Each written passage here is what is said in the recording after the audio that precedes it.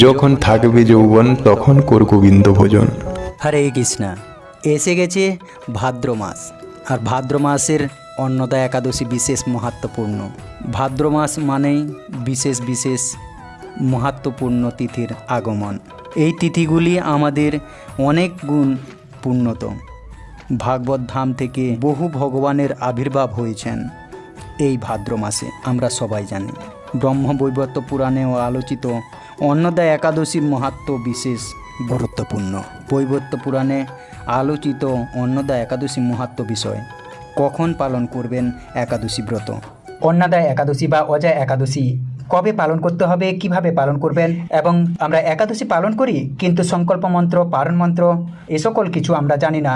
অনেকেই আমরা সংকল্প মন্ত্র, পারণ মন্ত্র জানি না। পাশাপাশি শাস্ত্রে অজা একাদশী বা অন্নদা একাদশীর বিশেষ মাহাত্ম্য কথা বর্ণনা করা হয়েছে। আজকের পর্বে আমরা সেই প্রসঙ্গ জানার চেষ্টা করব। সকলকে স্বাগত জানাচ্ছি আমাদের প্রভু বার্তা চ্যানেলে। আমরা সবসময় চেষ্টা করি এইরকমই সনাতন ধর্মের ধর্মীয় তথ্যগুলোকে এবং নানা দেবদেবীর ব্রতকথা এবং 12 মাসে 13 পার্বণের সকল গুরুত্বপূর্ণ তথ্যগুলোকে আপনাদের সাথে উপস্থাপনা করতে, শেয়ার করতে। তাই আসুন আগামী কিছুক্ষণ সময় ধৈর্য ধরে ভক্তি ভরে আজকের এই গুরুত্বপূর্ণ তথ্যগুলি জেনে নিই। আশা করছি সমৃদ্ধ লাভ করবেন। ভালো লেগে থাকলে অবশ্যই একটা লাইক করে ভগবান শ্রীকৃষ্ণের নামটি একবার হলেও লিখে চাপার অনুরোধ জানাচ্ছি। তো অজা একাদশী কিভাবে পালন করবেন, এই অজা একাদশী আমরা কেন পালন করব, সেই সম্পর্কে আজ বিস্তারিত জেনে নিচ্ছি। এই একাদশী পালন করতে হবে 19 আগস্ট 2025 খ্রিস্টাব্দ মঙ্গলবার। বছরে 24টি একাদশীর মধ্যে একটি শ্রেষ্ঠ একাদশী হচ্ছে এই অন্নদা একাদশী ব্রত। যে একাদশী ব্রত পালন করার মাধ্যমে আমরা ভগবান বিষ্ণুর সান্নিধ্য লাভ করতে পারবো, ভগবান বিষ্ণুকে প্রসন্ন করতে পারবো। এই একাদশী পালন করলে আমাদের সকল দুঃখ দারিদ্রতা দূরীভূত হয় এবং সুখ ও সমৃদ্ধি লাভ করতে পারবো। এই একাদশী কখন শুরু হচ্ছে এবং কখন শেষ হবে, মূলত সেই প্রসঙ্গে জেনে নিচ্ছি। এই ব্রত শুরু হচ্ছে মূলত একলা ভাদ্র সোমবার 1432 বঙ্গাব্দ 18 আগস্ট 2025 খ্রিস্টাব্দ সন্ধ্যা 6:06 হইতে এবং শেষ হবে মূলত 2 ভাদ্র অর্থাৎ 19 আগস্ট বিকাল 4:06 পর্যন্ত। এবং পালন করতে হবে বুধবার 20 আগস্ট। কলকাতা সহ পুরো ভারতবর্ষে এই পালনের সময় সকাল 5:15 থেকে 9:31 মধ্যে আপনাদের এই অন্নদা একাদশী ব্রতে ভঙ্গ করতে হবে, অর্থাৎ এই ব্রতের পালন করে নিতে হবে। ঢাকা ও পুরো বাংলাদেশে পালনের সময় সকাল 5:36 থেকে 9:53 মধ্যে আপনাদের এই ব্রতের পালন করতে হবে অথবা ব্রত ভঙ্গ করে নিতে হবে। অন্নদা একাদশীর সংকল্প মন্ত্রটি হলো, প্রথমে আপনি 3 বার ওং বিষ্ণু ওং বিষ্ণু ওং বিষ্ণু বলবেন। তারপর বলবেন অদ্যে শ্রী অমুক মাসে, মানে ভাদ্র মাসে কৃষ্ণ পক্ষে অমুক গোত্র, মানে আপনার গোত্রটি বলবেন। তারপর শ্রী অমুক আপনার নামটি বলবেন। তারপর অন্নদা একাদশী ব্রতম অহম করিষ্যে ওং বিষ্ণু ওং বিষ্ণু ওং বিষ্ণু অদ্যে শ্রী ভাদ্র মাসে কৃষ্ণ পক্ষে একাদশাং তীর্থ অচ্যুত গোত্র শ্রী অজয় দাস অন্নদা একাদশী ব্রত অহং করিষ্যে।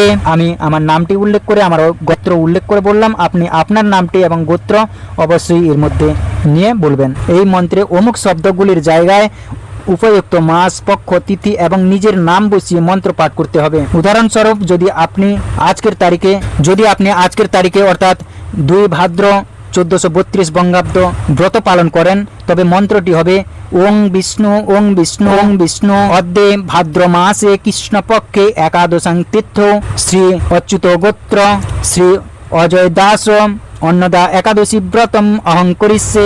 তো এই মন্ত্রে আমি আমার নাম আমার গোত্র নিলাম। আপনি আপনার নাম এবং আপনার গোত্রটি অবশ্যই নাম করে এই মন্ত্রটি পাঠ করে সংকল্প মন্ত্রটি গ্রহণ করবেন। পদ্মপুরাণে একাদশী প্রসঙ্গে বলা হয়েছে, এক সময় জৈমিনী ঋষি তার গুরুদেব মহর্ষি ব্যাসদেবকে জিজ্ঞাসা করলেন, হে গুরুদেব, একাদশীর জন্ম কখন হয়েছিল? একাদশীর অধিষ্ঠাত্রী দেবতাকে? একাদশীতে কেন উপবাস করতে হয়? একাদশী ব্রত পালনে কি ফল লাভ হয়? একাদশী ব্রত পালন না করলে কি ক্ষতি হয়? কখন এই ব্রত পালন করতে হয়? দয়া করে এই সব বিষয়ে আপনার কৃপা বর্ষণ করুন।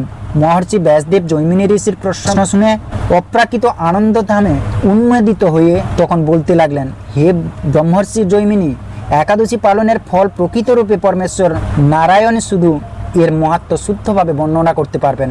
তবে আমি তোমার প্রশ্নের সংক্ষিপ্ত উত্তর প্রদান করব। সৃষ্টির প্রারম্ভে পরমেশ্বর ভগবান শ্রী বিষ্ণু পঞ্চ মহাভূত দ্বারা স্থাবর ও অস্থাবর জীবগণকে এই জড় সংসারে সৃষ্টি করেন। মর্তলোকবাসীদের শাস্তি প্রদানের জন্য একটি পাপ পুরুষ সৃষ্টি করেন। সেই পাপ পুরুষের অঙ্গ প্রত্যঙ্গাদি নানা প্রকার পাপ কার্য দ্বারা সৃষ্টি করা হয়। পাপ পুরুষের মাথাটি ব্রহ্মা হত্যা পাপ দিয়ে, চক্ষুটি নেশায় আসক্তিজনিত পাপ দিয়ে, মুখ ছিল স্বর্ণচৌর্যজনিত পাপ দিয়ে, 2 কর্ণ গুরুপত্নী উপগমন, 2 নাসিকা পরপত্নী হত্যা, 2 হাত গো হত্যাজনিত পাপ দিয়ে, আর গ্রীবা ছিল পরধন চৌর্যজনিত পাপ দিয়ে, ব্রহ্মদেশ ভ্রূণ হত্যাজনিত পাপ দিয়ে, নিম্নবক্ষ পরস্ত্রী উপগমন জনিত পাপ দিয়ে, উদর আত্মীয় স্বজন হত্যা পাপ, নাভিমূল অধীনস্থ জনকে হত্যা করার পাপ দিয়ে, কমর আত্মস্নাগা পাপ দিয়ে, জঙ্গা গুরুনিন্দা জনিত পাপ দিয়ে, লিঙ্গ শিশু কন্যা বিক্রি জনিত পাপ দিয়ে, পশ্চাদেশ গুপ্ত কথা প্রকাশ করার পাপ দিয়ে, পদদ্বয় পিতৃহত্যা পাপ দিয়ে, শরীরের কেশরাশি অন্যান্য পাপ কর্মাদি দ্বারা গঠিত হয়, যার শরীর ঘোর কৃষ্ণবর্ণ, চোখ দুটি পীতবর্ণ। এইভাবে একটি বিধ্বৎস পাপ পুরুষ সৃষ্টি করেছিলেন। সে পাপীদের কঠিন শাস্তি দান করেন। এই পাপ পুরুষের ভয়ঙ্কর রূপ দর্শন করে পরমেশ্বর ভগবান শ্রী বিষ্ণু মর্তের মানব জাতিদের কল্যাণের কথা চিন্তা করতে লাগলেন। তিনি চিন্তা করলেন, আমি জীবগণের সুখ ও দুঃখের স্রষ্টা, আমি তাদের প্রভু, আমি জীব জগতের পালনকর্তা। আমি পাপ পুরুষ সৃষ্টি করেছি, সে প্রতারক পাপিষ্ট মানুষকে দুঃখ যন্ত্রণা প্রদান করে। এখন এই পাপ পুরুষের নিয়ন্ত্রক সৃষ্টি করে পাপীদের অন্য ব্যবস্থা করতে হবে। এই সময় ভগবান শ্রী বিষ্ণু যমরাজ ও বিভিন্ন প্রকার নরক সৃষ্টি করলেন। মৃত্যুর পর পাপীদের যমরাজের নিকট পাঠাতে হবে এবং তিনি তাদের পাপ বিচার করে বিভিন্ন নরকে যন্ত্রণা ভোগের জন্য পাঠিয়ে দেবেন। একদিন পক্ষীরাজ গরুরের পিঠে চড়ে পরমেশ্বর ভগবান যমরাজের গৃহে উপস্থিত হলেন। যমরাজ পরমেশ্বর ভগবানকে দেখেই পাদ ও অর্ঘ্যে শ্রদ্ধাঞ্জলি নিবেদন করে স্বর্গ সিংহাসনে বসিয়ে যথাবিধি তার পূজা করলেন। পরমেশ্বর ভগবান শ্রী বিষ্ণু বসেই শুনতে পেলেন দক্ষিণ দিক থেকে অসংখ্য জীবের আত্মক্রন্দন ধ্বনি। তিনি তখন যমরাজকে প্রশ্ন করলেন, এ আত্মক্রন্দন কেন? যমরাজ বললেন, হে প্রভু, মর্তের পাপী মানুষেরা নিজ কর্মদেশের নরক যন্ত্রণা ভোগ করছেন, সেই যাতনার আত্মচিৎকার শোনা যাচ্ছে। ভগবান যন্ত্রণা কাতর পাপীদের দেখতে দক্ষিণ দিকের নরকে উপস্থিত হলেন। তাকে দেখে নরকবাসীগণ আরও অধিক উচ্চস্বরে চিৎকার করে করজোড়ে প্রার্থনা করতে লাগলেন, হে প্রভু, আমাদেরকে এই নরক যন্ত্রণা থেকে রক্ষা করুন। যন্ত্রণা কাতর পাপাচারী জীবদের দর্শন করে তাদের যন্ত্রণায় বিচলিত হয়ে করুণাময় ভগবান চিন্তা করলেন, আমি সমস্ত প্রজা সৃষ্টি করেছি, আমার সামনেই ওরা কর্মদেশের নরক যন্ত্রণা ভোগ করছে, এখন আমি এদের সদ্গতির ব্যবস্থা করব। ব্যাসদেব বলতে লাগলেন, হে জৈমিনী শোনো। পরমেশ্বর ভগবান তারপর কি করলেন? করুণাময় পরমেশ্বর ভগবান পূর্বের বিচার কার্য পূর্ণ বিবেচনা করলেন। ভগবান শ্রী বিষ্ণু হঠাৎ পাপাচারীদের সামনে একাদশী রূপে এক দেবী মূর্তিতে আবির্ভূত হলেন। সেই পাপীদেরকে একাদশী ব্রত পালনে প্রতিজ্ঞাবদ্ধ করিয়ে ব্রত আচরণ করালেন। একাদশী ব্রতের ফলে তারা সর্ব পাপ মুক্ত হয়ে তৎক্ষণাৎ বৈকুণ্ঠ ধামে গমন করলেন। শ্রী ব্যাসদেব বললেন, হে জৈমিনী, একাদশী পরমেশ্বর শ্রী বিষ্ণু ও পরমাত্মার বিগ্রহ প্রভেদ নেই। শ্রীহরির প্রকাশ এই একাদশী পালন অতীব শ্রেষ্ঠ কর্ম এবং সমস্ত ব্রতের মধ্যে উত্তম ব্রত। শ্রী একাদশী আবির্ভাবের কারণে পাপ পুরুষ একাদশীর প্রতিকূল প্রভাব অনুভব করল। কিছুদিন পরে ভগবানের শ্রেষ্ঠ পাপ পুরুষ এসে শ্রী বিষ্ণুর কাছে করজোড়ে কাতর হয়ে প্রার্থনা করতে লাগলো। ভগবান শ্রী বিষ্ণু প্রসন্ন হয়ে তাকে বর দিতে চাইলেন। তখন পাপ পুরুষ বললেন, হে ভগবান, আমি আপনার প্রজা, আপনারই সৃষ্টি। আমাকে যারা আশ্রয় করে থাকে তাদের কর্ম অনুযায়ী তাদের দুঃখ দান করাই আমার কাজ ছিল, কিন্তু সম্প্রতি শ্রী একাদশীর প্রভাবে আমি কিছুই করতে পারছি না, বরং আমার অস্তিত্ব দিনে দিনে ধ্বংস হয়ে যাচ্ছে। কেননা একাদশী ব্রতের ফলে প্রায় সব পাপাচারীরা বৈকুণ্ঠের বাসিন্দা হয়ে যাচ্ছে। হে ভগবান, এখন আমার কি হবে? আমি কাকে আশ্রয় করে থাকব? আমার মৃত্যুর পর আপনার অংশগুলো যারা জড়দেহ ধারণ করেছেন তারা সবাই মুক্তি লাভ করে বৈকুণ্ঠ ধাম প্রাপ্ত হবে। সবাই যদি বৈকুণ্ঠে চলে যায় তবে এই মর্ত জগতের কি হবে? আপনি বা কার সঙ্গে এই মর্তে ক্রীড়া করবেন? হে কৈটবনাশন, আমি একাদশীর ভয়ে মানুষ, পশু, কীট, পাহাড়, বৃক্ষ, স্থাবর, জঙ্গল, নদী, সমুদ্র, জঙ্গল, স্বর্গ, মর্ত, নরক, দেবতা ও গন্ধর্বগণের নিকট আশ্রয় নেওয়ার চেষ্টা করেছি, কিন্তু এই শ্রী একাদশীর প্রভাবে কোথাও নির্ভয় স্থান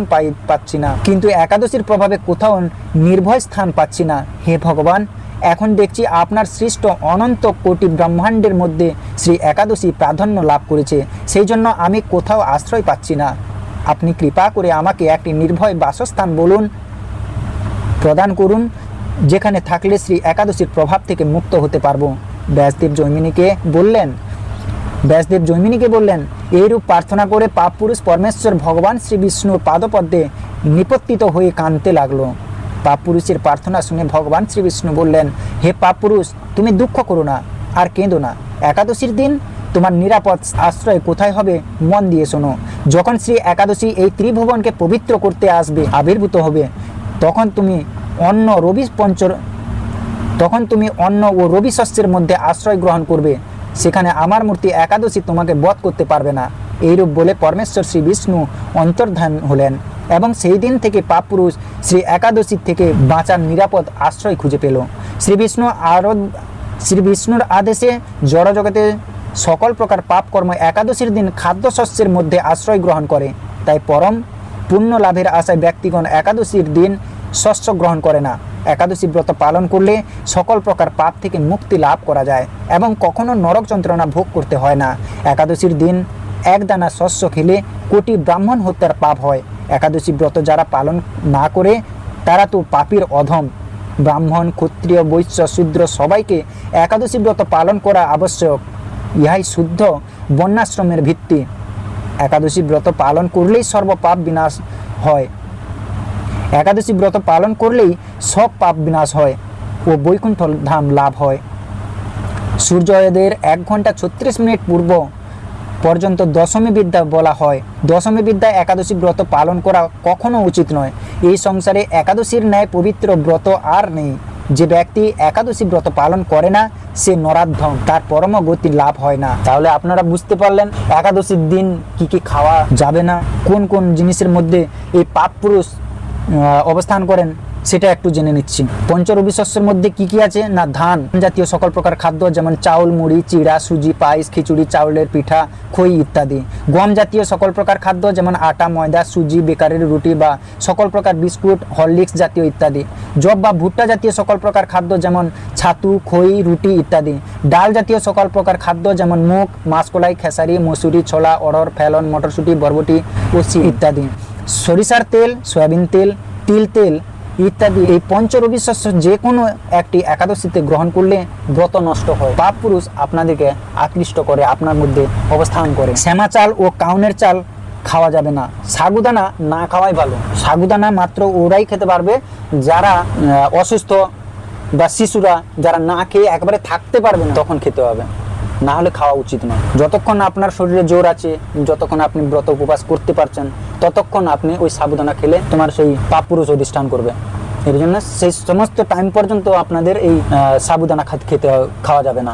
যারা সাত্বিক আহারী নন, যেমন চা, বিড়ি, সিগারেট, পান, কফি ইত্যাদি নেশা জাতীয় দ্রব্য গ্রহণ করেন, একাদশী ব্রত পালনের সময়কাল পর্যন্ত এগুলো একবারে গ্রহণ করা উচিত নয়। একাদশী করলে যে কেবলমাত্র নিজের জীবনের সদ্গতি হবে তা নয়, আপনার প্রয়াত পিতামাতা মানে যিনারা স্বর্গবাস হয়েছেন, কিন্তু তারা যদি নরকবাসী হয়ে নরকে গমন করেন, আপনি যদি এই একাদশী ব্রত পালন করেন, তাহলে শুধু আপনি নয়, আপনার পূর্বপুরুষ যারা নরকবাসী হয়েছেন তারা যদি উনাদের সমর্পণ করেন এই ফল, এই একাদশীর ফলটা যদি উনাদের দেন, তাহলে উনারাও পর্যন্ত মুক্ত হতে পারবেন, উদ্ধার হয়ে যাবেন, নরক থেকে উদ্ধার করতে পারবেন এই একাদশী ব্রত পালন করলে।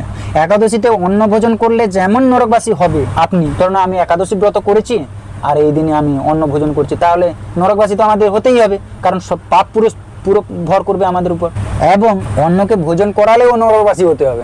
আপনাকে নিজেও তো অন্ন ভোজন করা যাবেই না, এবং অন্যকে খাওয়ার কথা বা খাওয়ার দেওয়াও যাবে না, কারণ আপনি খাচ্ছেন আর আপনি ধরো না বললেন না আমি খাইনি, আমি তো ওনাকে খেতে দিয়েছি, তাহলে ও পাপটা আপনার ঘাড়ে এসে পড়বে। এই জন্য অন্যকে ও ভোজন করানো যাবে না।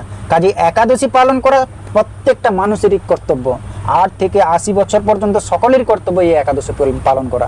ভগবান স্বয়ং শ্রীকৃষ্ণ প্রভু নিজেই একাদশী পালন করেছিলেন। যখন উনি 8 বছরের হলেন তখন একাদশী পালন করেছিলেন। ভুল করে যশোদা মা সেই একাদশীর দিন রান্না করে ফেলেছে, অন্নভোজন রান্না করে ফেলেছে।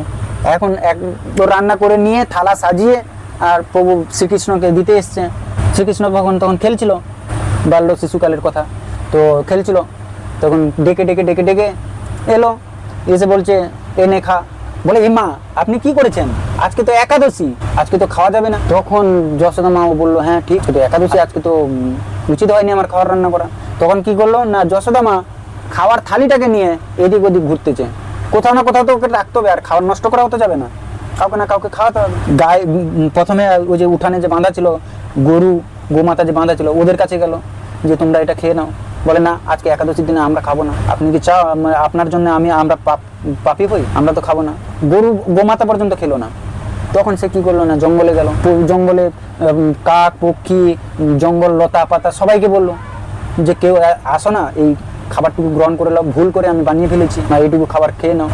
সবাই এসে বললো আমাদের কি ভেবেছো তোমরা, আমরা এই একাদশীর দিনে এইসব গ্রহণ করি আর পাপী হই? আমরা এই জড় জগতে এসছি, আমাদের পাপের ফলে আমরা এসছি। আবার যদি এই জড় জগতে থেকে যদি আমি এই পাপ করি তাহলে তো আমার উদ্ধারই হবে না, আমরা গ্রহণ করতে পারবো না।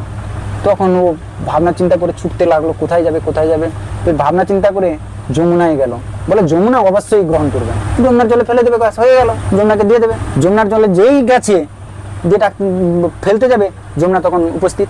বলে কি করছো, আজকে একাদশীর দিনে এই কাজটি করোনি। পঞ্চরবিশ্বাসের যে পাপটা, এটা অত্যন্ত অনেক বেশি, এটা সহ্য করা যাবে না, এটা পারবো না। তখন সে আর কি করবে, তখন ভাবে গঙ্গার কাছে যাই, গঙ্গা তো সবাইকে পাপ থেকে মুক্ত করে, সবাই পাপ থেকে মুক্ত হয়ে গেলে গঙ্গার কাছে যাই, গঙ্গা অবশ্যই আমাকে রক্ষা করবে। গঙ্গার কাছে গেল, গঙ্গার কাছে গিয়ে ডাকছে, গঙ্গা গঙ্গা গঙ্গা করে 3বার ডাকলো।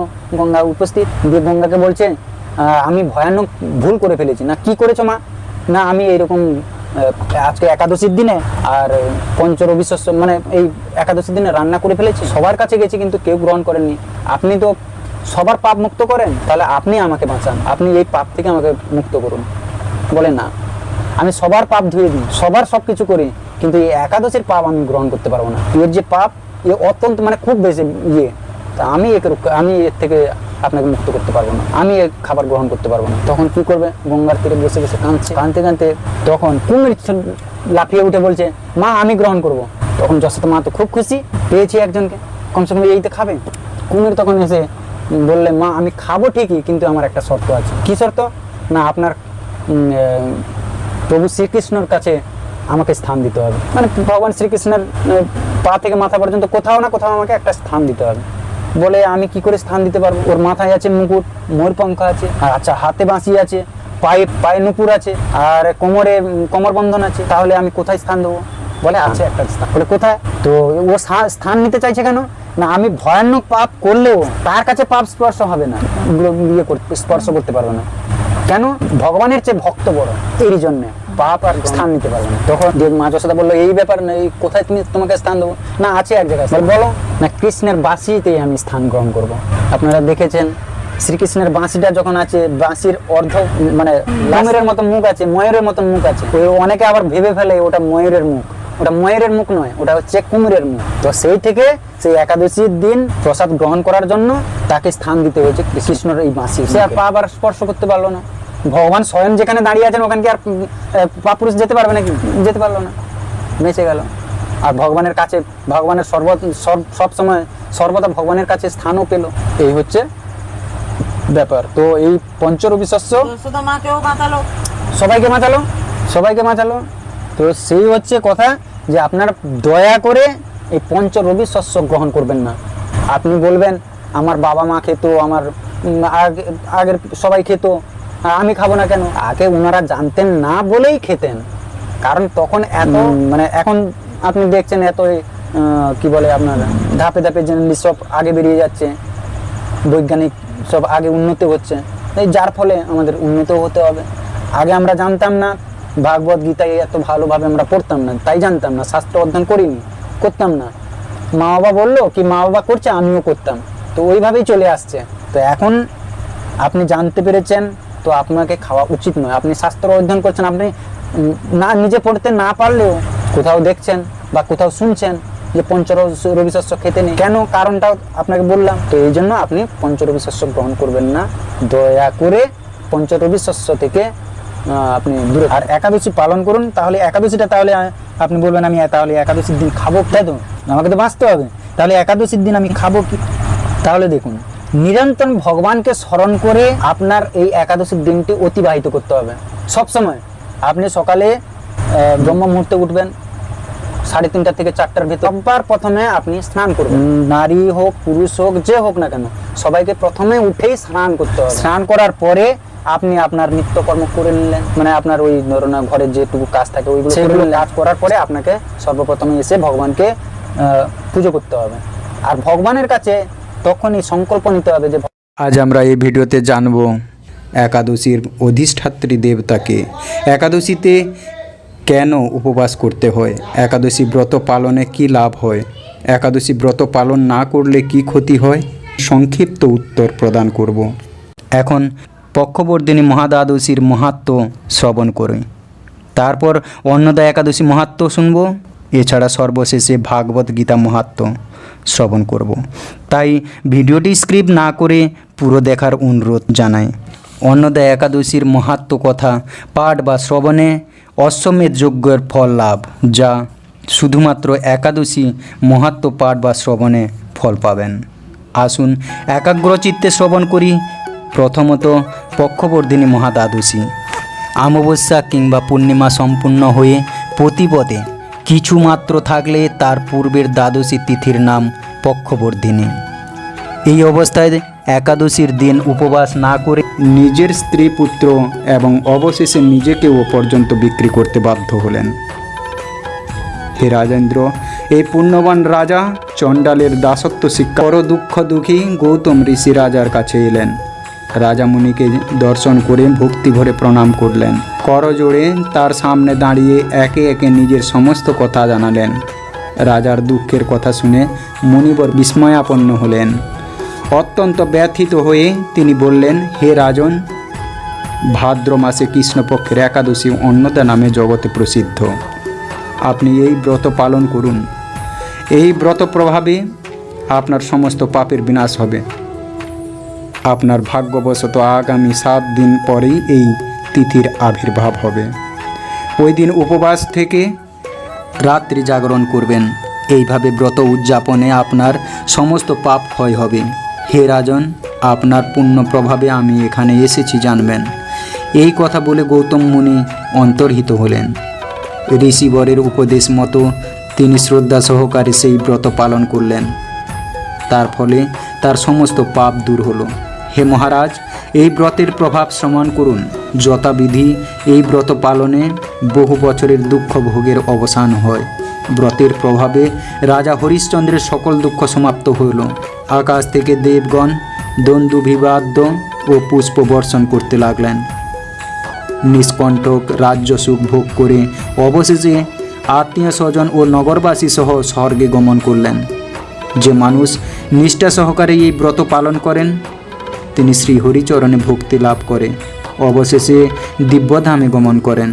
এই ব্রতের মাহাত্ম্য পাঠ ও শ্রবণে অশ্বমেধ যজ্ঞের ফল লাভ হয়। হরে কৃষ্ণ। আপনারা আশা করি বুঝতে পেরেছেন। ভালো লাগলে অবশ্যই একটা লাইক করে ভগবান শ্রীকৃষ্ণের নামটি একবার হলেও লিখে যাবার অনুরোধ জানাচ্ছি। সকলের জীবনে মঙ্গল হোক এই কামনা করে আজকের এই পর্বটি এখানেই শেষ করছি। হরে কৃষ্ণ। জয় নিতাই। রাধে রাধে।